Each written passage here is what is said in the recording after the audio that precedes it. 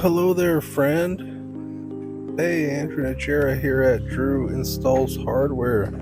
And thanks so much for stopping by. Thanks for hanging out. Today, I'm going to be installing a punch and dimple frame in this four-sided concrete rough opening. I'm at the top of a stairwell, at the top of a high-rise. You better believe I double check, make sure this door swings out. Most of the time your doors are going to swing into a stairwell. Up here on the roof, sometimes then you have different conditions. Hey man, we're in per plan. This door is supposed to swing out, and according to the detail, this punch and dimple frame is supposed to basically set back just as much as the chamfered edge of this concrete wall. So I'm kind of holding my hinge jamb up even with the chamfered edge to see if that chamfered edge is plumb. It most certainly is not. So it's showing me which way I need to move it to make it plumb. And that helps me position my head anchor. So I'm going to tell you guys this. The way I've learned how to do these is through trial and error. And so if you've got a better way, or if you got a way you enjoy doing it, please let me know in the comments, because I'm always looking to learn new ways.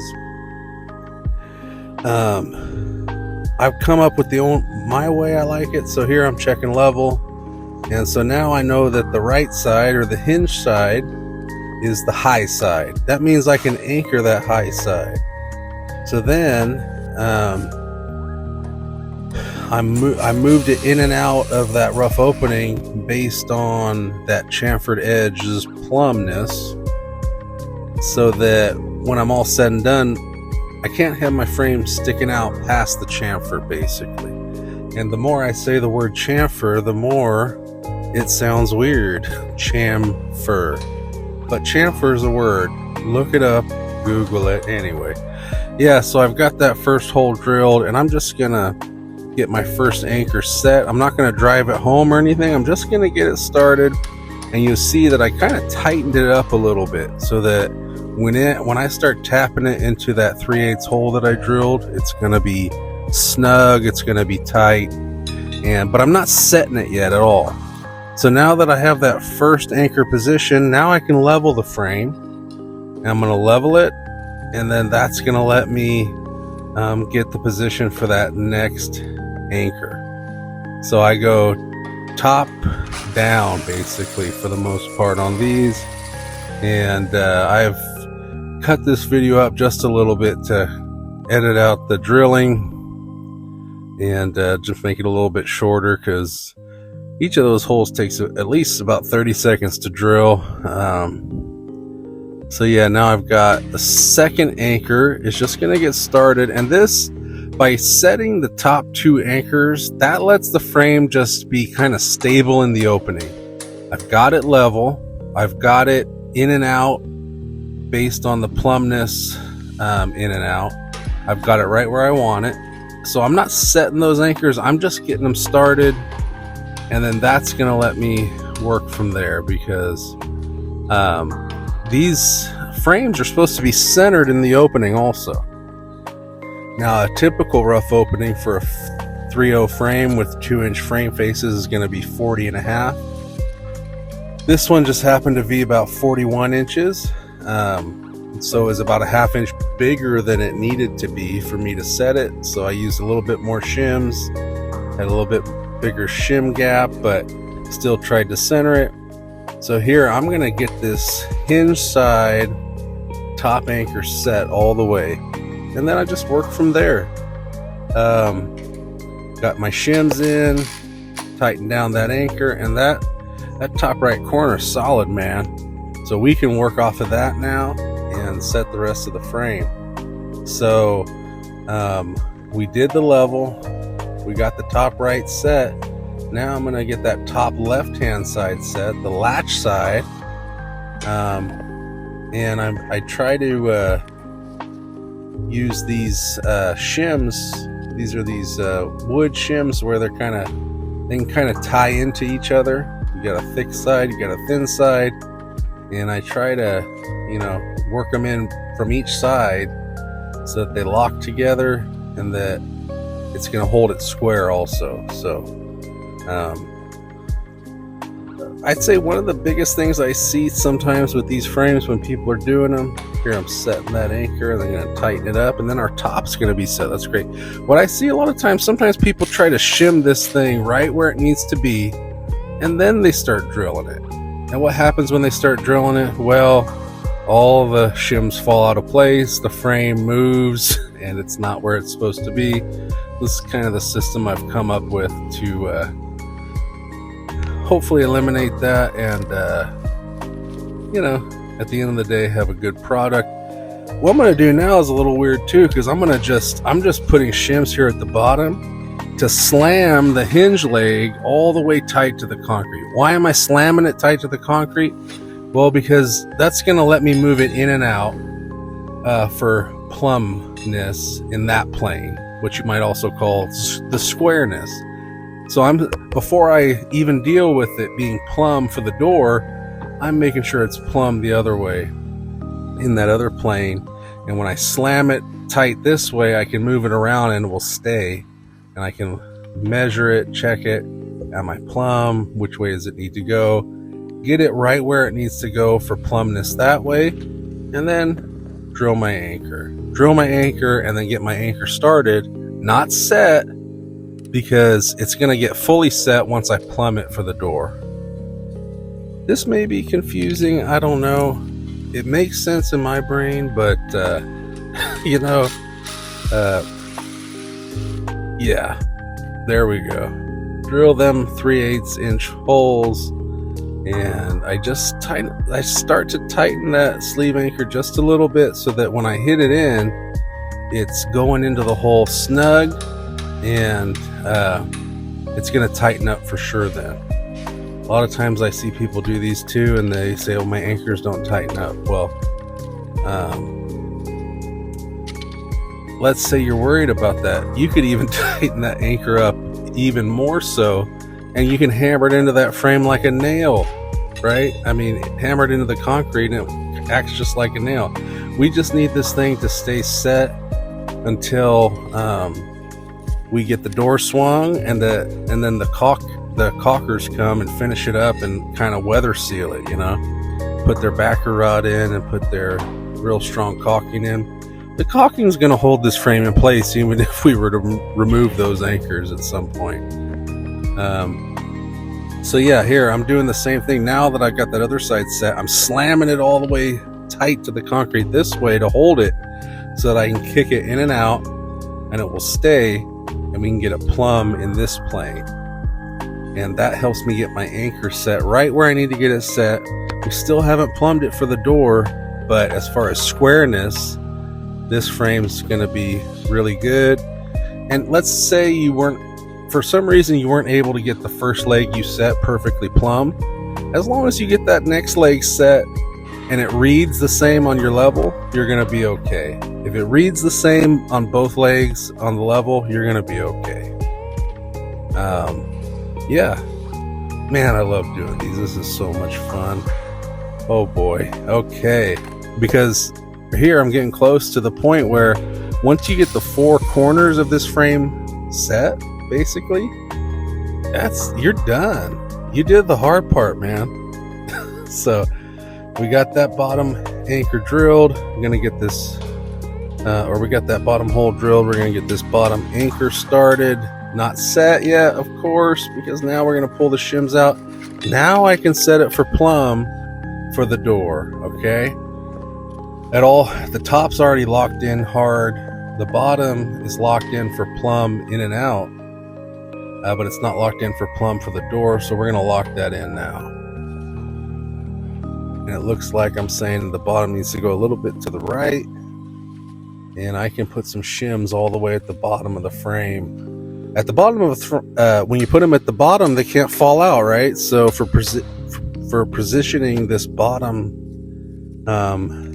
set point, I'll throw some shims right at the bottom. Those shims aren't really going to stay. Maybe sometimes they stay when I'm done with the frame. Sometimes they don't. It just kind of depends on how high up that first anchor is. But yeah, that's what you see me doing here. I'm plumbing the hinge leg, and what that's going to let me do is once I get that right where it needs to be, I can add some shims right above the bottom anchor and then tighten it up, lock them down. Looks like I'm pulling those shims out a little so that it moves more to the right. I'm going to tap these shims in a little bit further so it moves it frame to the right, and then we'll test it. Not test it, but we'll measure it with the level, see if we're plumb.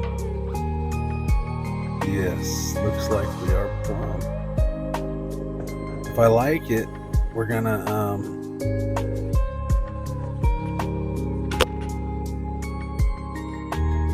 we are gonna add some shims then right above that bottom sleeve anchor that we've already kind of got halfway started to hold the frame right where it's at, and then we'll drive that anchor home and tighten it up, and then that bottom leg, that'll be set. We'll only have one more point to set on the other side, and then the frame will be looking pretty good. Let's see, I'm working those shims in from each side, and then I'm going to tap that bolt or that anchor all the way in. Give it a little tighten with my impact driver with a number 3 tip. I think it's probably technically like a number 4 tip. Number 3 tip works fine though. And now, since we got 3 sides set, just filling that side in with shims, tighten it up. That frame's set, man. That frame is set. Double check it for plumb on the door plane, check it for plumb on the other plane for squareness, and we're looking good. And there's 4 more anchors then that are left to secure, and for those then you're just keeping the frame straight. So you got the top locked in, you got the bottom locked in, now you just keep these straight.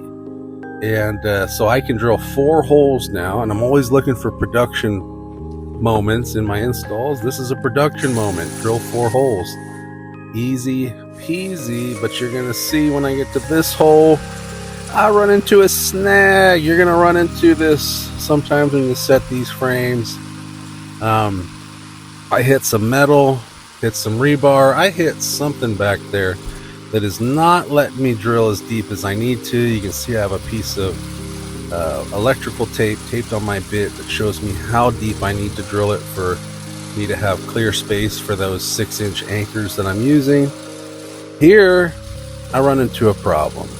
So what we're gonna do then is I'll show you. You know, if you have done frame installs, punch and dimple installs, at a certain point you're going to end up with a bag like I got here that's got just a lot of miscellaneous parts in it, parts of sleeve anchors, and sometimes there's long heads, there's short heads. These bolts I was using had a short head, and then I had these smaller sleeve anchors that I can screw that short head onto. Sometimes they have long heads, they have short heads, and I can't really tell you why or why not, but I just know that if I put a short head on one of these shorter sleeve anchors, it shortens that bolt by about 1 inch, and if I can't drill my hole as deep as I normally can, I can use it right here to still secure the frame. And I've got the frame secured really well at the top and the bottom, so having one anchor in the middle that is not quite as long as the others is not going to really affect the performance of this door frame through its life once it's all said and done, and it still lets me to secure it. And you could probably get away without even securing these middles. I mean, this is this is steel, it's bent steel, and it's it's pretty strong on its own. So even if you just had those top 4, this is still going to be a solid frame, but of course we want to get all the bolts, all the anchors solid. And that's what we're doing here. I'm getting them all started, and then I'm just going to take the shims that I have, shim all these so that they're straight, and I'm going to double check the width in the middle, make sure I still have 36 inches because these are 3.0 frames. And yeah, that's really all there is to these installs. Once you get to this point, I consider this busy work at this point. Just drilling the holes in the middle, filling the gaps up with shims, setting the anchor fully, and then just giving a couple clicks of your impact driver to tighten it down. I love installing these. Most of the frames I install have to go right along with the wall. So if the wall's out of plumb, the sheetrock tucks on each side of the frame, and the frame's just wide enough for the sheetrock to tuck. So the frame just follows the wall. With punch and dimple frames, it doesn't have to follow the wall, and we can make it perfectly plumb, in and out, and just get a really nice product when it's all said and done. So, yeah, another interesting thing about roof doors is, I told you normally a stairwell swings in. For some reason, this one's swinging out. It's at the top of the building. That's okay. It's not going to be a high traffic area. But one thing that's interesting with some roof doors is when you put those handle sets on, you really can't lock people out on a roof. Why? Well, because it's the stairwell's your emergency egress. That's the way you're getting out of the building. So if you happen to be working on the roof and there's emergency, you have to be able to get out down that stairwell. And most buildings don't want people wandering up the stairwells onto their roof anyway, so most of the time the lock side of these roof doors is going to be on the stairwell side, leaving the roof unlocked, which is just, if on a normal exterior door, we wouldn't typically install it that way, would we? No, but yeah, this is the situation here.